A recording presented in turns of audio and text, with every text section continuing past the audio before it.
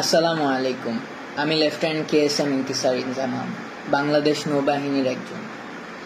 আজ আমি কোনো দলের না, কোনো সংগঠনের না, আমি আজকে জনগণ। আজকে আমি জুলুমকারীদের বিরুদ্ধে ডাক। আমাদের নেভাল একাডেমিতে ঢুকতেই শেখানো হয় আল্লাহর পক্ষে লড়াই করো। ধর্ম, বর্ণ, জাতি নির্বিশেষে সত্যের পথে, নীতির পথে, ন্যায়ের পথে রুখে দাঁড়ানো যেমন একজন মুসলিমের দায়িত্ব, তেমনি প্রত্যেক জনগণের দায়িত্ব। আজ আমি প্রত্যেক জনগণের জন্য সেই ডাক। আমার এই ডাক কতদূর যাবে আমি জানি না, তবে বন্ধ করানোর জন্য রাজাকার, BNP ইত্যাদি নাম দেওয়া হবে। দাড়ি দেখে বলবে আমি জামাত শিবির, তবে আমি একজন বীর প্রতীক সন্তান। আমার বাবা আর্মিতে ছিলেন এবং মাননীয় প্রধানমন্ত্রী আপনার সাথেই SSF-এ চাকরি করেছেন। তবে জনগণ এইসব আর খায় না। Enough is enough. আমাদের দেশ আজ ভালো নেই। আমাদের জনগণ আজ আর্তনাদ করছেন।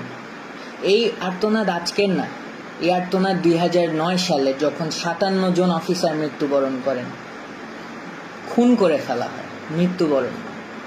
এর মধ্যে ছিলেন আমার বাবার আর্মির কোর্সমেট, আমার বন্ধুদের বাবা এবং আরো অনেকেই। 1971 সালেও এত অফিসারের মৃত্যু হয় নাই। আজকে ছাত্র আন্দোলনের উপর যেই কিল অন সাইট অর্ডার দিয়েছেন, ওই দিন সেটা কই ছিল মাননীয় প্রধানমন্ত্রী? আজকে আমার এই প্রশ্ন সেই সকল অফিসারের পক্ষ থেকে যাদের চাকরি কেড়ে নিয়েছিলেন এক রাতের মধ্যে, এবং পর্যায়ক্রমে আরও যাদের চাকরি শেষ করে দেন। প্রত্যেকটা অফিসার এবং তাদের পরিবারের আতঙ্ক আমার মনে এখনো আছে। পিতৃহীন সন্তানদের কান্না কেউ ভোলেনি। আজকে ছাত্রদের বিরুদ্ধে এবং জনগণের বিরুদ্ধে যে আচরণ, এই আচরণ কোথায় ছিল বিডিআর জওয়ানদের সাথে? ছাত্রদেরকে রাজাকার ডেকে আপনার ছাত্রলীগকে লেলিয়ে দিয়ে কেমনে পারলেন?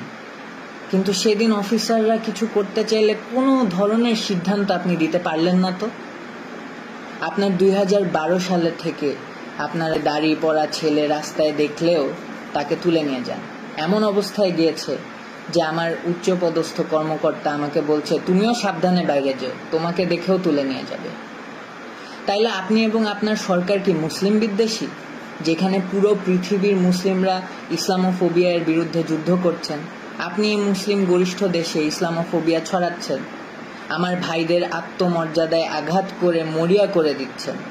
সংখ্যালঘু ভাই যারা আছেন তাদের পুঁজি করে সংঘর্ষ লাগিয়ে তাদের ক্ষতি হতে দিয়ে ডিভাইড অ্যান্ড কনকয়ার মতাদর্শ চালাচ্ছেন।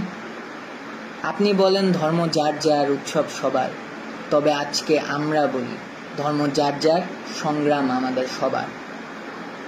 সাগর রুনি দম্পতির একমাত্র সন্তান মাহির সারোয়ার মেঘ রাস্তায় দাঁড়িয়ে আছে পোস্টার হাতে, জীবনের নিরাপত্তা চাই। 2012 সালে তাদের বাসায় ঢুকে 6 বছরের শিশু মেঘের চোখের সামনেই তার মা বাবাকে নৃশংসভাবে খুন করা হয়েছে। তকিয়ের পিতা রফিউর রাব্বি এর পোস্ট।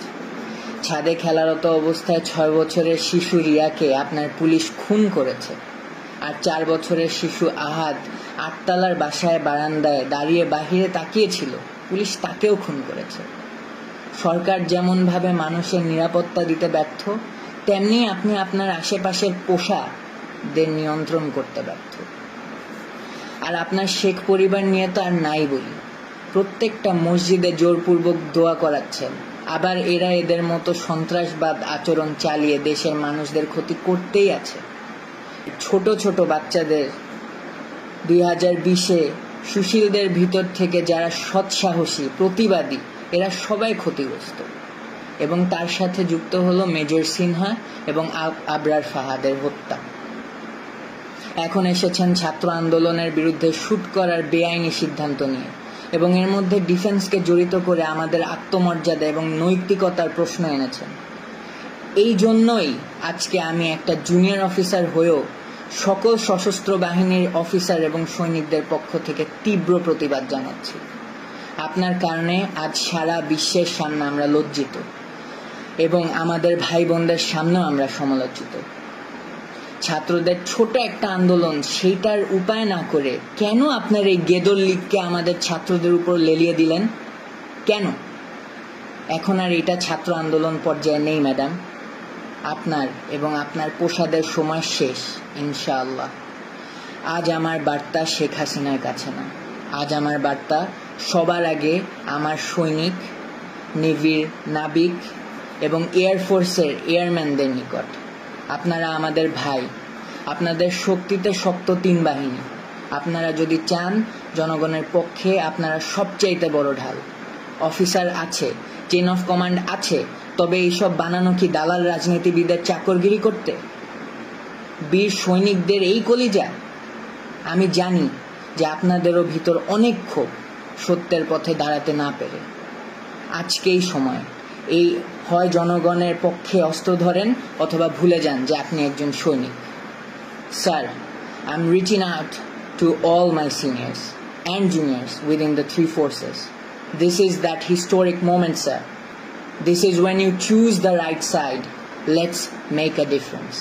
Sir, আমি আপনাদেরকে একজন একজন করে রিচ করতে পারিনি, কারণ কার মনে কি সেটা বোঝা আমার পক্ষে সম্ভব না।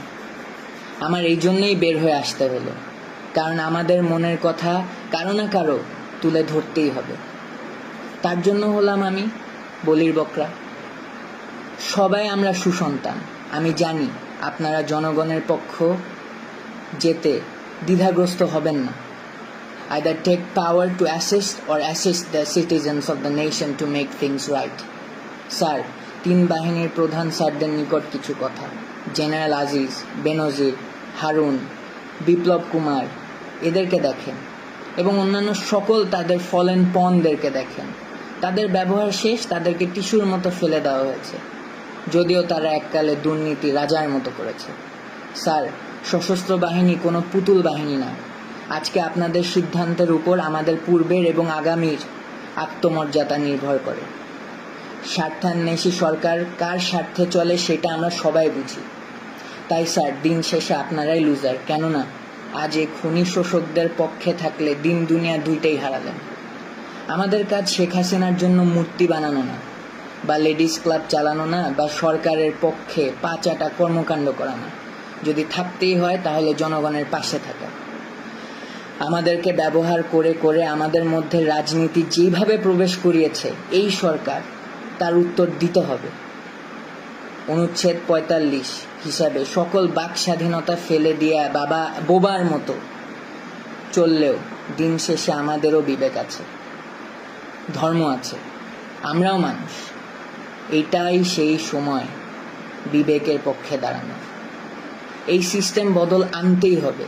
জাতি পঙ্গু হয়ে যাচ্ছে, যেটার পরিচয় আমরাই।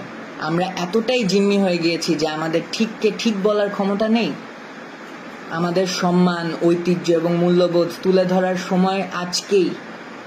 অবসরপ্রাপ্ত অফিসারদের প্রতি আহ্বান আমার, আপনারা অনেকেই সত্যের পক্ষে দাঁড়াতে চাকরি হারিয়েছেন, সম্মান হারিয়েছেন। আজকে গত 15 বছরের জবাব দেওয়ার সময় চলে এসেছে। জনগণের প্রতি আহ্বান আমার, 2009 গেল, আপনারা অফিসার না, তাই অফিসারদের মৃত্যুর পক্ষে সংগ্রাম করেন নাই। এরপর আবার 2018-তে ওরা এসেছিল 18-র কোটা আর নিরাপদ সড়ক চাই আন্দোলনের ছোট ছোট বাচ্চাদের, ছেলে মেয়েগুলোকে গুম খুন করতে। এবারও আপনি কিছু বললেন না, কারণ এই ছেলে মেয়েগুলো আপনার সন্তান না।